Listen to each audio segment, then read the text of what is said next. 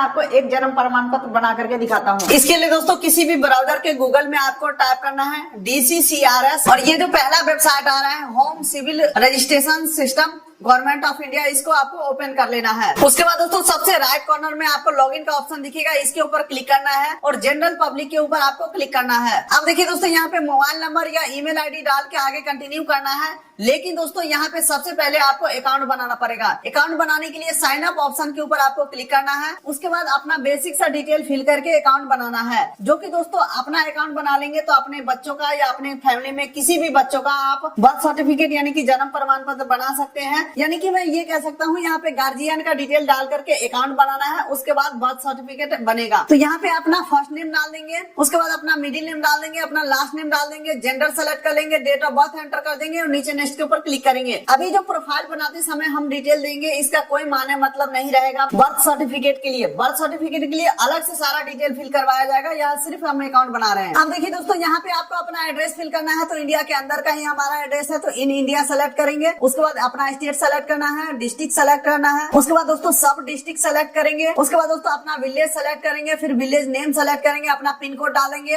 उसके बाद अपना फुल एड्रेस डालेंगे। जैसे कि अगर आप गांव से होंगे तो वार्ड नंबर या जो भी आपका फुल एड्रेस है वो इस पेज के ऊपर आपको फिल करके नीचे नेक्स्ट के ऊपर क्लिक करना है। उसके बाद दोस्तों आधार एंड नेशनलिटी का ऑप्शन आ चुका है, जहाँ पे आपको अपना आधार नंबर एंटर करना है। नेशनलिटी यहाँ पे इंडियन सेलेक्ट करेंगे और टर्म्स एंड कंडीशन एग्री करके नीचे नेक्स्ट के ऊपर क्लिक करेंगे। आधार हमारा वेरीफाई हो चुका है, नीचे नेक्स्ट के ऊपर क्लिक करता हूँ। अब देखिए एक मोबाइल नंबर पूछा जा रहा है, मोबाइल नंबर एंटर करके सेंड ओटीपी के ऊपर क्लिक करेंगे और जो हमारे नंबर पे ओटीपी आएगा ओटीपी एंटर करेंगे। हालांकि ये आधार वाला ओटीपी नहीं है और वेरीफाई के ऊपर मैं क्लिक कर देता हूँ। अब दोस्तों यहाँ पे कोड वेरिफिकेशन सक्सेसफुल हो चुका है और नेक्स्ट कर देता हूँ। अब देखिए दोस्तों एक ईमेल आईडी पूछा जा रहा है, तो मेरे हिसाब से आपको ईमेल आईडी डाल देना चाहिए। अगर आप नहीं भी डालते हैं तो भी कोई दिक्कत वाली बात नहीं है, स्किप एंड रजिस्टर के ऊपर आप क्लिक कर सकते हैं। लेकिन दोस्तों मैं कहूंगा ईमेल आईडी डाल दीजिए, उससे फायदा ये होगा कि जैसे ही आपका जन्म प्रमाण पत्र अप्रूव होता है तुरंत आपके ईमेल आईडी के ऊपर देखने को मिल जाएगा। ठीक है, तो ईमेल आईडी डाल देंगे और ये जो कैप्चा दिख रहा है 15+15 यहाँ पे 30 कर देंगे। जो भी यहाँ पे आएगा कैप्चा वो सही से आपको फिल करना है। चलिए अब सेंड ओटीपी के ऊपर क्लिक करता हूँ। अब मुझे लगता है ईमेल के ऊपर भी ओटीपी जाएगा।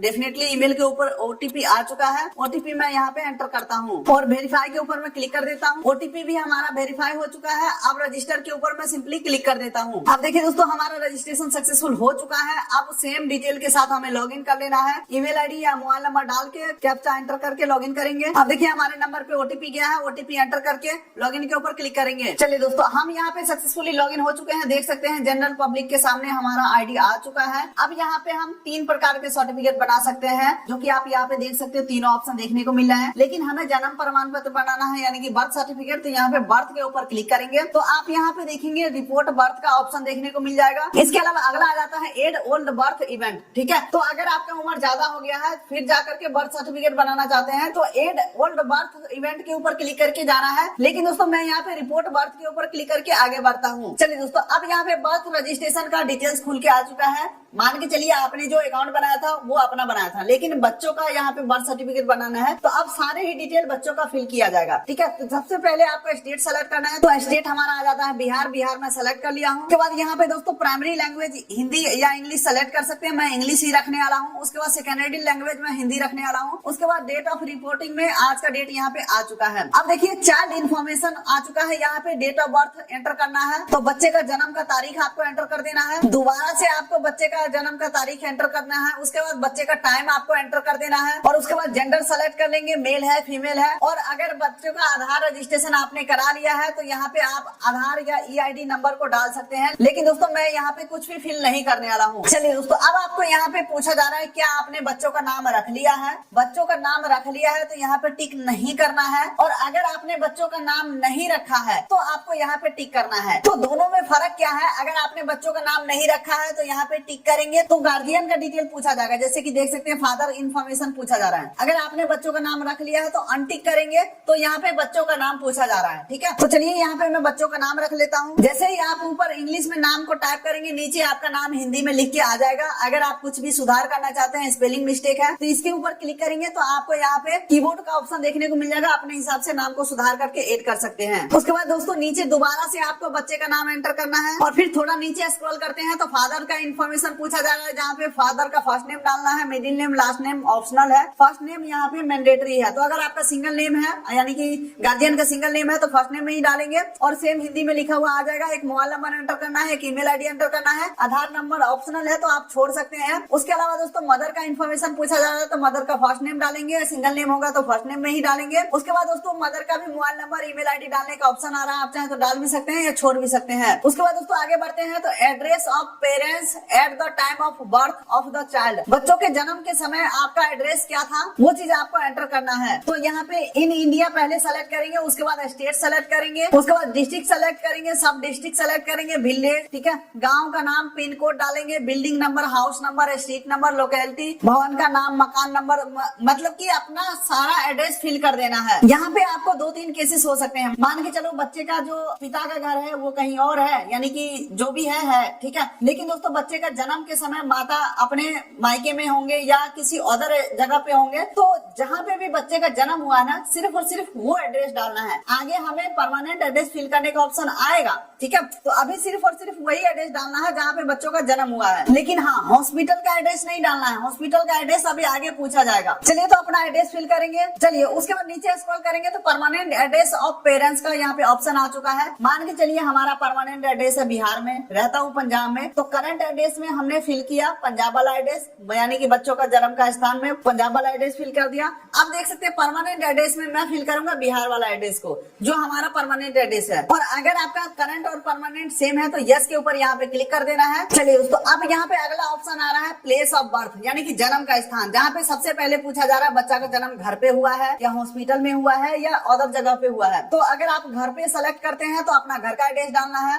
और अगर आप हॉस्पिटल सेलेक्ट करते हैं तो हॉस्पिटल का डिटेल डालना है, अगर आप अदर स्थान का सेलेक्ट करते हैं तो अदर स्थान का एड्रेस डालना है। लेकिन यहाँ पे मैं फिलहाल घर का सेलेक्ट करूंगा। और फिर यहाँ पे पूछा जा रहा है क्या जन्म का स्थान बच्चों के जन्म के समय माता पिता के समान है, यानी कि आपने जो एड्रेस दिया है सेम एड्रेस के ऊपर बच्चों का जन्म हुआ है, तो आप यहाँ पे टिक कर देंगे तो आपका जो एड्रेस है वो ऑटो फिल हो जाएगा पिता का एड्रेस वाला। तो दोस्तों ऊपर का सारा डाटा फिल करने के बाद नीचे नेक्स्ट के ऊपर क्लिक करेंगे। आपको अंतिम में यहाँ पे रजिस्ट्रेशन यूनिट का भी ऑप्शन देखने को मिल जाएगा। तो ग्राम पंचायत यहाँ पे गंसारा यानी कि हमारे जो भी यूनिट है उसका ऑप्शन आ चुका है, इसे मैं सेलेक्ट कर लेता हूँ। नीचे नेक्स्ट के ऊपर मैं क्लिक करता हूँ। चलिए दोस्तों अब आपको इस पेज के ऊपर देख सकते हैं माता जहाँ रहती है उनका एड्रेस के बारे में बताओ बोला जा रहा है, ठीक है।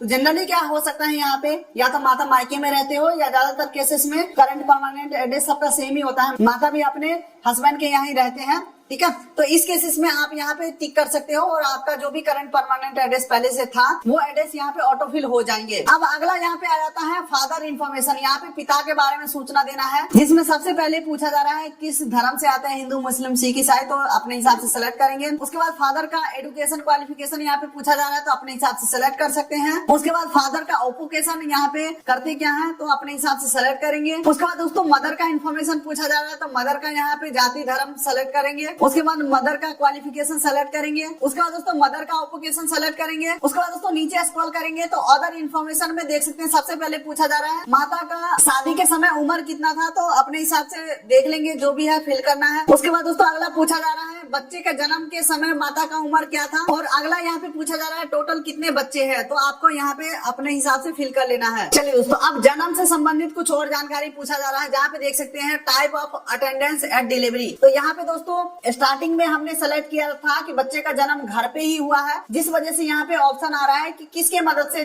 घर पे जन्म हुआ है, डॉक्टर या नर्स के मदद से या फिर ट्रेडिशनल बर्थ अटेंडेंस के मदद से, यानी कि गांव या मोहल्ला में जो एक्सपर्ट महिला होते हैं इन कामों में उनके मदद से हुआ है, या रिलेटिव या अदर, ठीक है। तो दोस्तों तीनों ही केसेस अगर आप सेलेक्ट करते हो तो यहाँ पे नॉर्मल डिलीवरी का ही ऑप्शन आ रहा है। अगर हमने स्टार्टिंग में ही हॉस्पिटल सेलेक्ट किया होता तो फिर यहाँ पे सिजेरियन यानी कि ऑपरेशन के थ्रू ऑप्शन आता। तो फिलहाल मैं यहाँ पे नॉर्मल सेलेक्ट कर लेता हूँ, यानी कि स्वाभाविक। उसके बाद दोस्तों बर्थ वेट यानी कि जन्म के समय बच्चे का वजन कितना था वो आपको एंटर करना है, और ड्यूरेशन ऑफ प्रेगनेंसी यहाँ पे आपको सप्ताह में काउंट करके और लिख देना है कितना सप्ताह में बच्चे का जन्म हुआ है। चलिए दोस्तों अब यहाँ पे कुछ डॉक्यूमेंट हमें अपलोड करना है, जहाँ पे दोस्तों certificate of identity, date of birth वगैरह के ऑप्शन को सेलेक्ट करके आपको जो इस प्रकार का कार्ड बनता है, ये वाला कार्ड भी अपलोड कर सकते हैं। और दूसरा, अगर आपके पास इस प्रकार का कार्ड बना हुआ है तो ये चीजें यहाँ पे अपलोड कर देना है। दोनों चीजें अपलोड करके और नीचे नेक्स्ट के ऊपर क्लिक करेंगे। हालांकि दोस्तों, अगर मैं हॉस्पिटल सेलेक्ट किया होता, सिजेरियन का ऑप्शन सेलेक्ट किया होता, तो हमें हॉस्पिटल का डिस्चार्ज सर्टिफिकेट या फिर हॉस्पिटल का जो भी प्रूफ होता वो हमें यहाँ पे अपलोड करने का ऑप्शन मिल जाता। चलिए, डॉक्यूमेंट हमने अपलोड कर दिया, नीचे नेक्स्ट के ऊपर मैं क्लिक करता हूँ। अब देखिए दोस्तों, डिटेल हमारा सक्सेसफुली सबमिट हो चुका है। अब आपको इस पेज के ऊपर सारा डिटेल को रिव्यू कर लेना है। सब कुछ सही सही होना चाहिए, अगर गलत है तो बैक करके जा करके सही कर लेना है। हमारे केसेस में सारा कुछ सही है, तो नीचे नेक्स्ट के ऊपर मैं क्लिक करता हूँ। चलिए दोस्तों, एक बार फिर से आपको यहाँ पे सारा डिटेल को वेरीफाई कर लेना है। सब कुछ सही है तो यहाँ पे टर्म्स एंड कंडीशन एग्री करेंगे और नीचे सबमिट के ऊपर क्लिक करेंगे। चलिए दोस्तों, सारे डिटेल सबमिट करने के बाद आपको कुछ पेमेंट करने की जरूरत होगा। देख सकते हैं मेरे केसेस में 10 रुपए का पेमेंट मांगा जा रहा है। यहाँ पे प्रोसीड टू पेमेंट के ऊपर क्लिक करके पेमेंट कंफर्म करना है। पेमेंट के लिए आगे बढ़ते हैं तो देख सकते हैं एप्लीकेंट का नेम और इवेंट टाइप में आपको बर्थ सेलेक्ट करना है और नीचे अमाउंट 10 रुपया डाल के प्रोसीड टू पे के ऊपर क्लिक करेंगे और पेमेंट को कर देना है कंफर्म। जैसे ही पेमेंट कंफर्म करते हैं, इस प्रकार का पेमेंट रिसिप्ट भी आपके पास जनरेट हो जाएंगे और फिर आपका जो एप्लीकेशन है वो सक्सेसफुली सबमिट हो जाते हैं और यहाँ पे आपको ट्रैकिंग डिटेल भी देखने को मिल जाएंगे। अब दोस्तों, आगे का क्या प्रोसेस होता है ये भी जान लीजिए।